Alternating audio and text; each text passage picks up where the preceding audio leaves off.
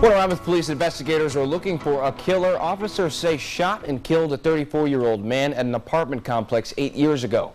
One captain tells me the owner of a baseball cap could bring investigators one step closer in solving this Middle Georgia cold case. A lot of people come to Warner Robins. They don't call it the International City for no reason. In August 2008, Ronald Brown wanted to have some fun. So he headed to a house party in the Cedar Point apartment complex on Ignaco Drive. He was at the apartment and they were having a cookout. Now, there were people inside the apartment, there were people outside, and he just arrived.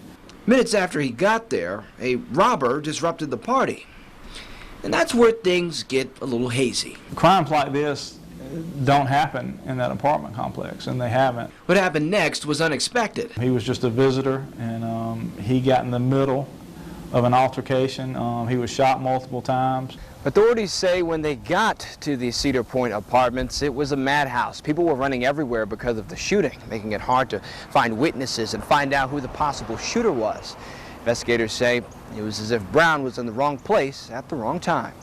People that see something, or they see something they don't think is important, or they think the police already know about this, they don't let us know that, so we really don't know.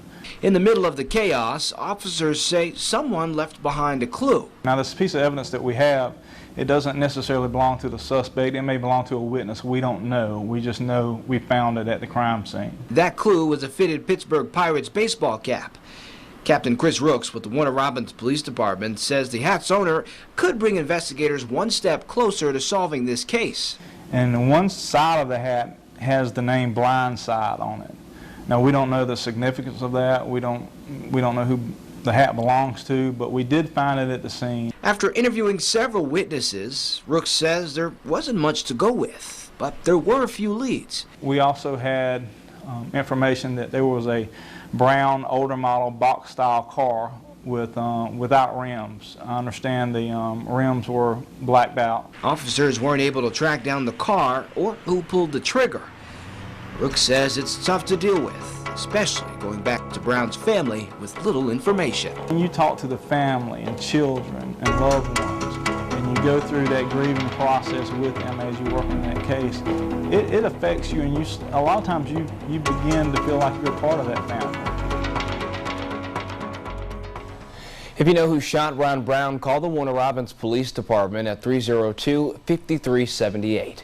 To see other unsolved cases, you can visit our website's cold case page at 41NBC.com/cold cases.